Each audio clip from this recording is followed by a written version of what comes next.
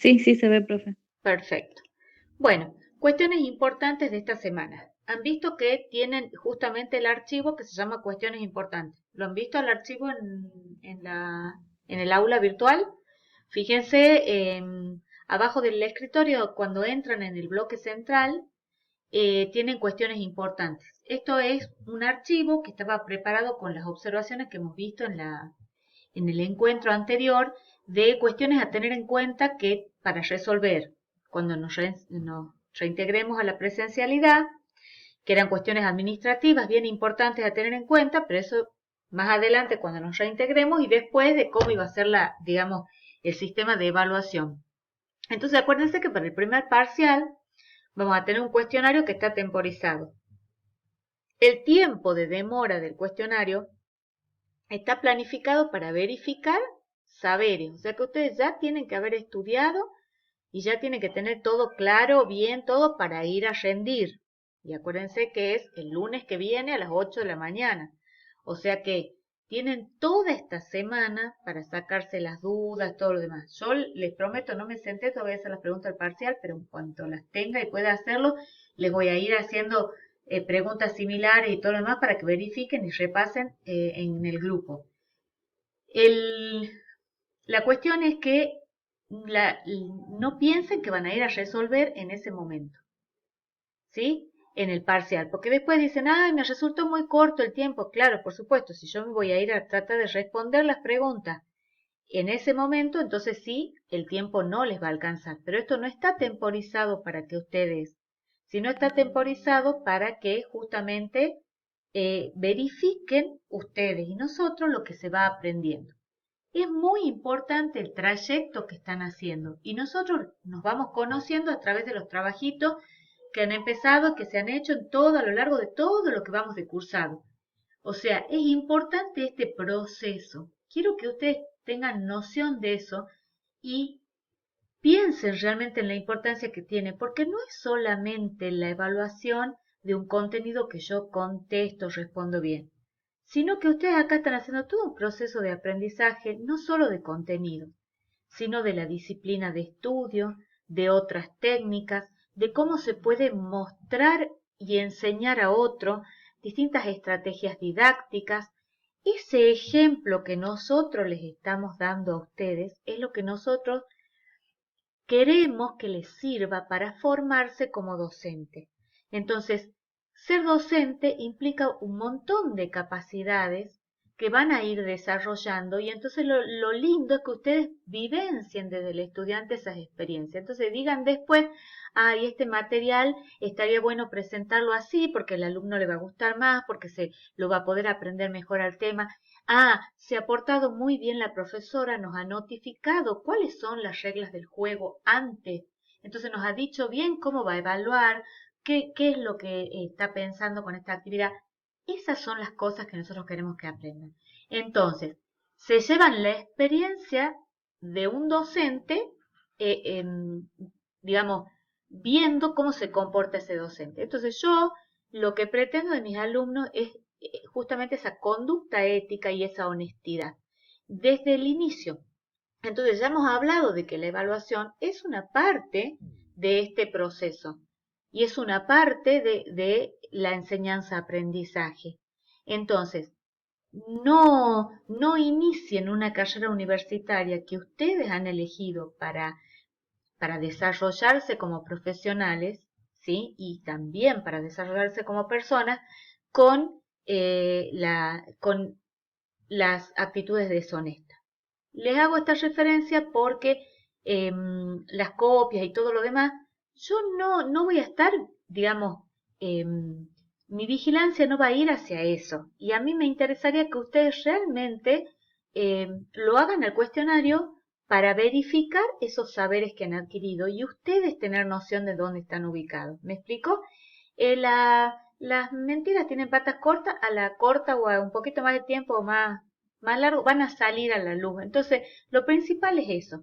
Y que cualquier dificultad, cualquier problema, lo podemos conversar. Entonces, esa cercanía con nosotros les permite ir a este parcial de manera tranquilo. Siempre hay, cuando hay una evaluación, uno tiene unos nervios, por supuesto, sí, todo lo demás, pero los nervios son parte de este proceso y es tan bueno también vivenciarlos. Les digo, después van a extrañar estar nerviosos por rendir un parcial y no al revés. Así que bueno, tengo que estar preparado. Esta semana tengo que estar preparado. Es ya la última semana que nos queda, así que todas las dudas, todo lo que necesiten, a consultar.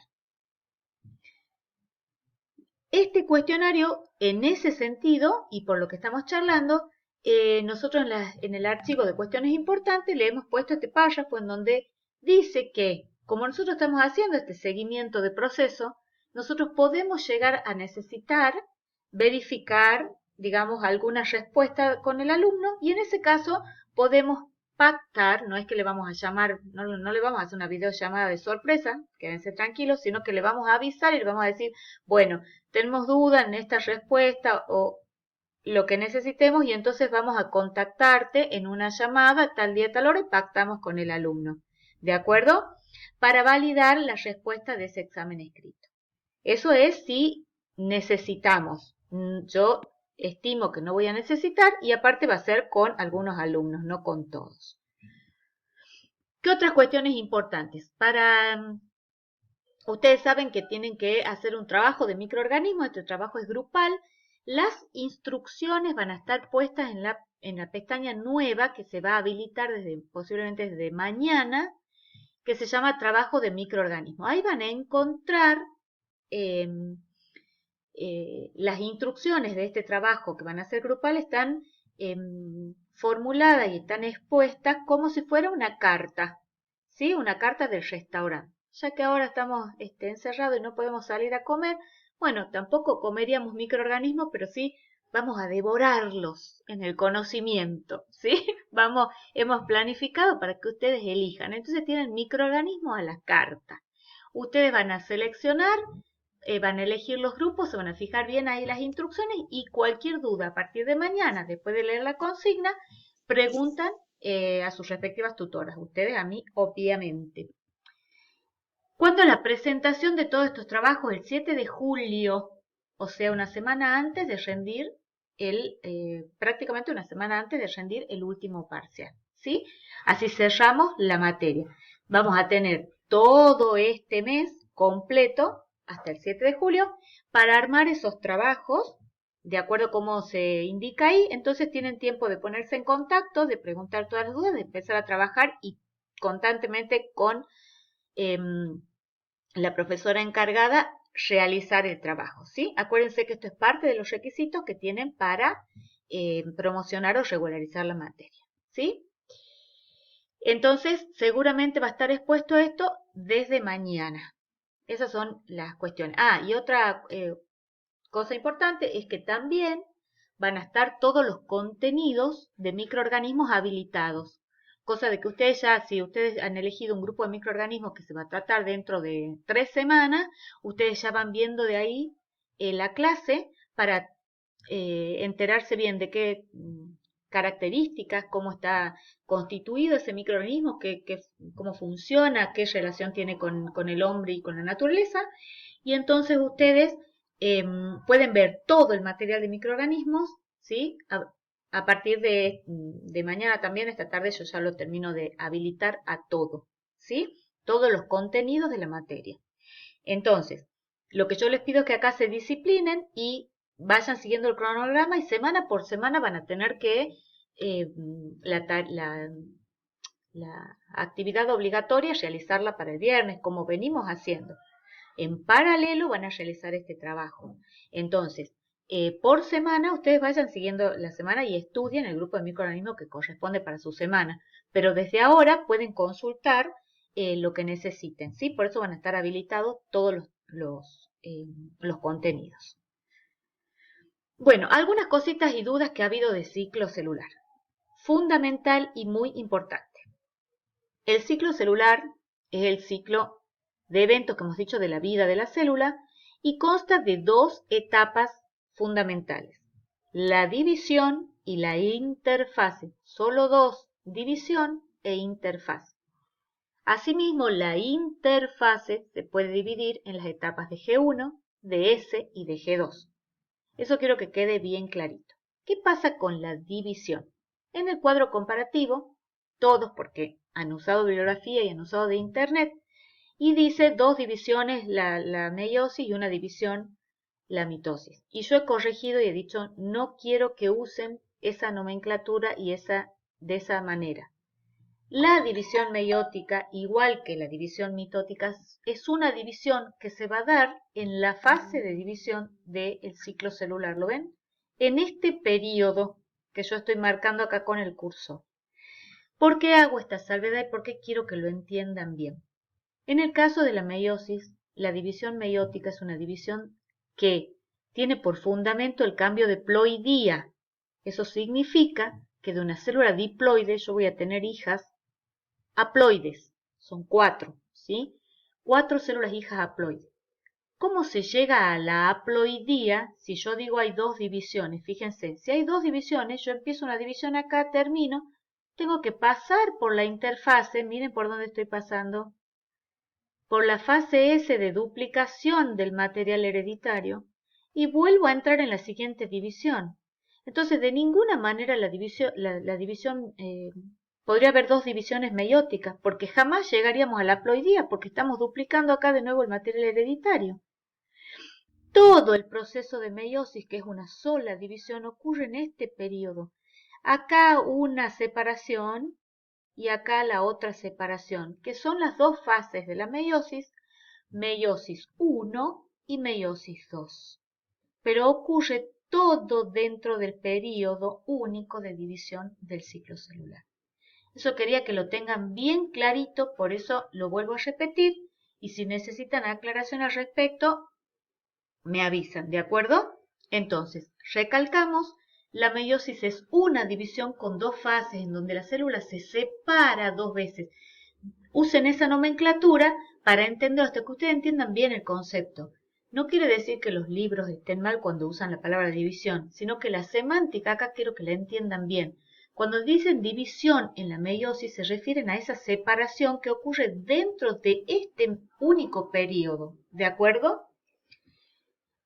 Por otro lado, ¿qué pasa con la cromatina? Y acá complicadísimo el tema de está descompactada y está compactada. La cromatina, si hablamos de cromatina, acuérdense que hemos aclarado eso, en esta materia convenimos en usar cromatina siempre que hablamos del material hereditario de la célula eucariota que está descondensado o descompactado. ¿Cuándo está descompactada la cromatina? En interfase, en toda la interfase, desde que empieza en G1 hasta que llega casi al final de la G2. Entonces, ¿por qué está descompactada la cromatina? Porque tiene que posibilitarse la acción, las funciones del ADN. ¿Cuáles son las funciones del ADN?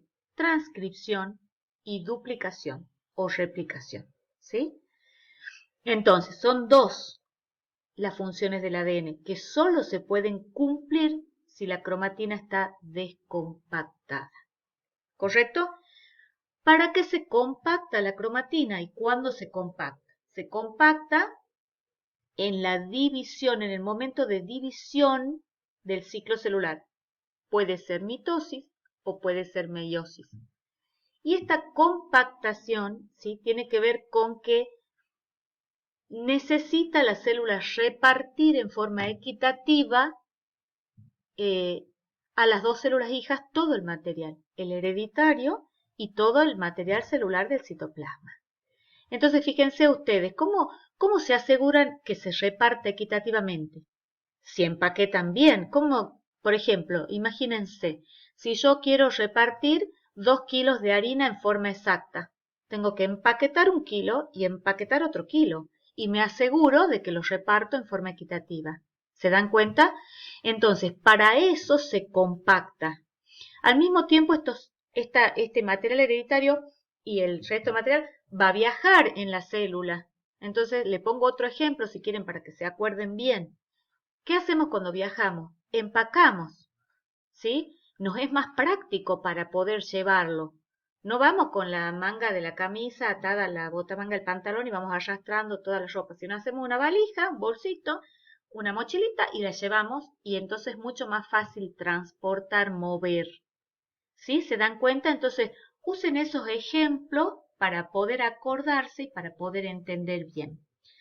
Por supuesto, cuáles son las funciones que se van a cumplir en las distintas etapas del ciclo de vida. Transcripción en la G1, que implica la síntesis de proteína, que por supuesto esta síntesis de proteína se va a necesitar en todo el ciclo celular, entonces va a haber transcripción también en S y transcripción también en G2, porque las proteínas son los efectores biológicos, o sea que las necesitamos para todo, para acción enzimática, para construir nuevas estructuras, para mandar mensajes, etc.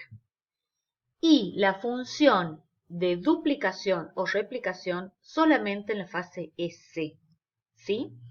Y aclaramos que la transcripción en la fase S es una transcripción específica solo para producir las proteínas que están asociadas a ese ADN en el material hereditario de la célula eucariota, que es la cromatina. ¿Cuáles son esas proteínas específicas? Las histonas y después las no histonas que también se van a producir. Al final de la G2, cuando ya vamos a entrar en división, empieza la compactación. Y al final de la división empieza la descompactación, que estamos en telofase. ¿De acuerdo? Una cuestión más. Acuérdense que, y esto es importante para el parcial también, cómo son los estados de compactación de la cromatina. El primer estado de compactación se llama nucleosoma. Este nucleosoma es un estado que se puede visualizar, ojo, escuchen bien lo que voy a decir, que se puede visualizar en forma artificial. O sea, necesitamos hacer una estrategia en el laboratorio y sacar una proteína histónica para poder observarlo, ¿sí? Porque dicen es un estado no natural. No, no es que no sea natural, sí ocurre en la naturaleza. Lo que pasa es que no lo vamos a poder ver en forma natural. No es que vamos a agarrar una célula y vamos a ver el estado de nucleosoma, sino que debemos tratar ese material hereditario haciendo un procedimiento, una metodología en laboratorio para poder verlo, ¿sí? ¿En qué consiste el nucleosoma? Hay 4 proteínas histonas que intervienen: H2A, H2B, H3 y H4. Se las tienen que aprender a esa. H2A, H2B, H3 y H4. Esas 4 histonas, 2 subunidades de cada uno, o sea, 2 por 4, 8, van a formar un octámero de proteínas que se disponen en el espacio como si fuera un cilindro. Un cilindro, a ver cómo les digo, qué ejemplo se les ocurre.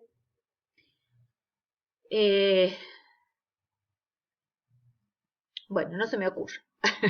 Un cilindro, ya les voy a decir, como si ustedes cierran el puño y la tienen a la mano, como un carretel de hilo, ¿sí? Y la hebra de ADN va a dar casi 2 vueltas sobre ese carretel, sobre ese cilindro de histona. Para que no se caigan las hebras y las vueltas de ADN, quiero decir, y se sostengan, interviene otra proteína histónica que es la H1 que sella la entrada y la salida de ese ADN. Se pega y lo sostiene. Esa proteína H1 es una proteína histónica, pero no es nucleosómica, no está formando ese cilindro proteico donde se enrolla el ADN. ¿Entienden? Eso es una pregunta que puede estar en el parcial. La H1 es una histona, pero no es nucleosómica, es la única histona que no es nucleosómica. A partir de ahí va a haber un ADN espaciador que se llama, que es un ADN que va a conectar con el siguiente cilindro, con el siguiente nucleosoma. ¿Sí? ¿Se entiende? ¿Está clarito hasta ahí? Ese estado, ¿sí?, es el primer estado de compactación de la cromatina. Después viene un segundo estado en donde esos cilindros se van a disponer, se acorta ese ADN espaciador y esos cilindros se disponen uno a la par de otro, ¿sí? 6, como si fuera una florcita, 6 en un mismo plano. Ese estado se llama solenoide. Es el segundo nivel de compactación. Y este solenoide se va a disponer como si fuera un bucle o un lazo, un rulo, ¿sí? Sobre un esqueleto de proteínas no histónicas. Ahí intervienen las proteínas no histónicas. Y estamos en el tercer nivel de compactación que se llama justamente bucle de rulo o lazo. Cada bucle es un gen, es decir, un fragmento de ADN capaz de producir una proteína. Esta compactación es súper ordenada. Fíjense ustedes que cada bucle va a representar un carácter, una proteína. Y eso es muy importante que lo tengan en cuenta. ¿Por qué se ordena de esta manera tan complejo? Porque en el momento de crossing over entre los cromosomas homólogos van a intercambiar los genes que codifican para la misma proteína. Es todo un proceso muy ordenado y controlado. Entonces se cambia color de ojo que, por ejemplo, que contiene un cromosoma con el color del ojo del otro. No se intercambian caracteres diferentes. Si voy a tener el pelo lacio con los ojos verdes. ¿Me explico? Se intercambian exactamente los mismos genes. Entonces ahí puede ocurrir justamente el cambio de variabilidad génica, porque se ha ordenado esa información en el momento de compactación de manera muy precisa. Entonces, acuérdense entonces que en la compactación de la cromatina hay tres estados: nucleosoma primero, solenoide segundo, bucleolazo el tercero. El máximo nivel de compactación, donde yo ya voy a ver el cuerpo, el ovillo, el carretel de hilo ovillado, es el momento de la metafase en cualquier división celular. ¿Sí? Ahí se manifiesta el máximo nivel de compactación. ¿De acuerdo? Bueno, que hasta ahora venimos viendo todos sistemas químicos celulares, y esto también es pregunta muy importante, un concepto que quiero que recuerden. Vemos sistemas químicos celulares, ¿sí? Venimos viendo eso y venimos comparando eso. Sistemas químicos celulares que pueden corresponder al modelo procariota o al modelo eucariota, con las características que cada uno tiene. Pero los dos son sistemas químicos celulares que van a tener dos maquinarias.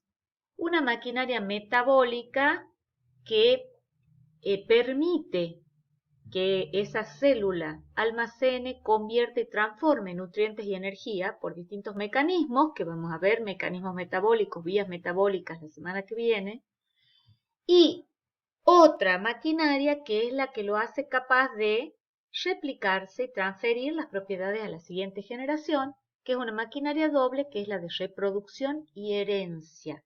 Y que es doble porque se basa o se produce gracias a que el ADN tiene dos funciones: la función de replicación y la función de transcripción.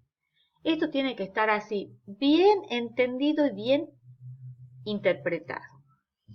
Si hablamos de que estas son maquinarias que sí o sí van a definir el sistema químico celular, que puede ser de un modelo procariota y eucariota, recordemos también cómo influye el tamaño celular en esas maquinarias. Entonces, ya hemos visto que en la célula procariota, que es pequeña, ese tamaño va a tener influencia directa tanto en su maquinaria metabólica como en la de reproducción y herencia.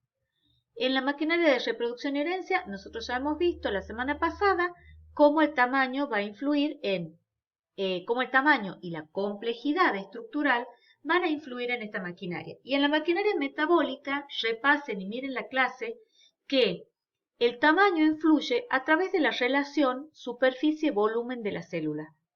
Acuérdense que una célula de menor tamaño tiene menor volumen, y por lo tanto va a tener una superficie relativa para realizar sus intercambios metabólicos con el medio mucho mayor, ¿sí? Porque tiene una relación mucho mayor.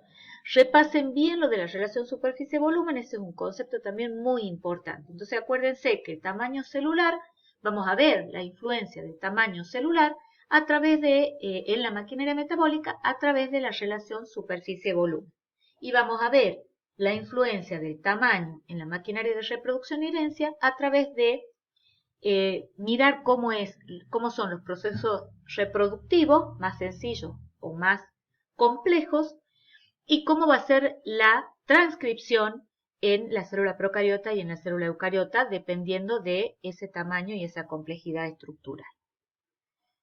Y esta semana empezamos a ver microorganismos.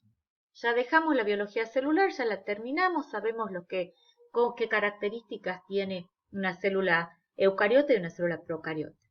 Y empezamos esta semana a ver estos seres vivos que están constituidos por esos tipos celulares. Pero vamos a empezar con un grupo muy especial, que son los sistemas químicos no celulares. Y presten mucha atención porque en este caso, justamente, estos, como son sistemas no celulares, no son organismos, es decir, no tienen vida propia, porque carecen de una maquinaria. Nosotros definimos los sistemas químicos celulares como sistemas que constan de dos maquinarias, lo acabamos de repasar. Bueno, estos son no celulares, es decir, no van a cumplir con las condiciones de organismo porque justamente no tienen la maquinaria metabólica. Solo presentan maquinaria de reproducción y herencia.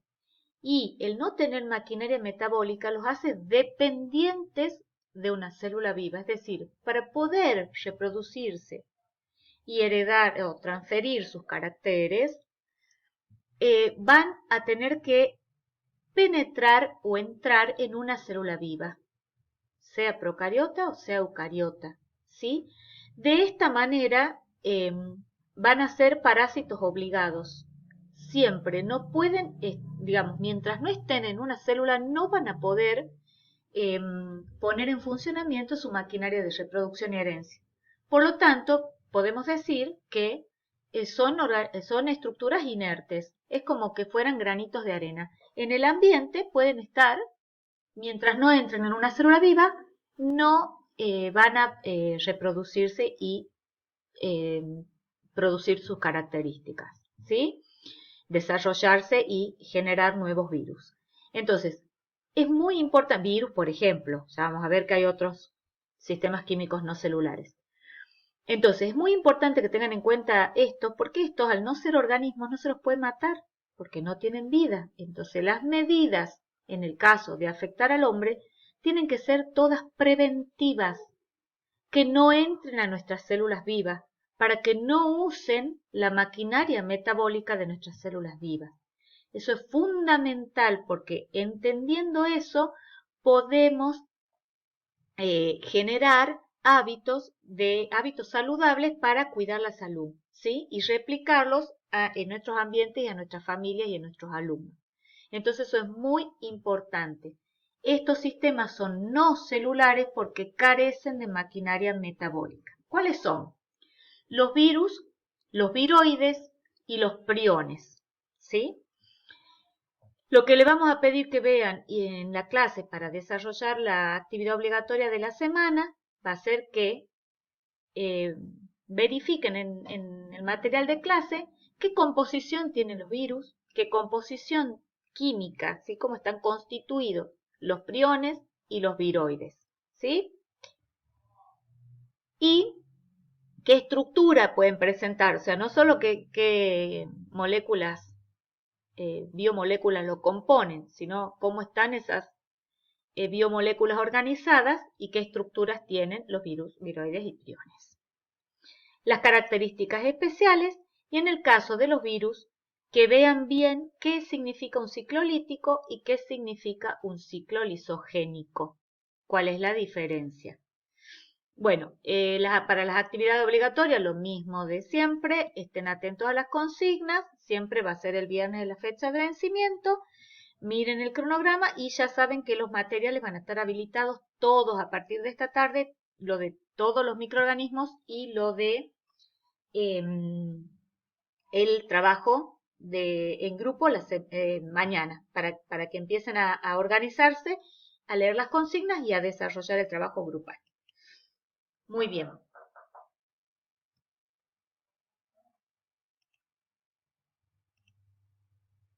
Listo. ¿Dudas? Salgo de la compartir pantalla que no vean, que no les quite ancho de banda. ¿Se ha escuchado? No, profe, se cortó. Ay, no me digan, me muero. Bueno, yo estoy grabando, así que ahora lo pongo al video disponible.